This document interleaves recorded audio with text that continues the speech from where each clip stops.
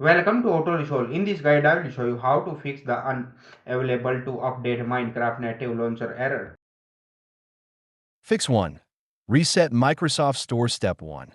Press 1 plus R, type stress it. exe, and press Enter. Step 2. Wait for the store to reset and reopen automatically. Step 3. Try updating Minecraft again. Fix 2. Check for Windows updates. Step 1.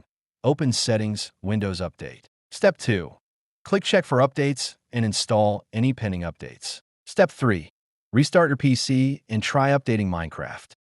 Fix 3. Repair or reset Minecraft Launcher. Step 1.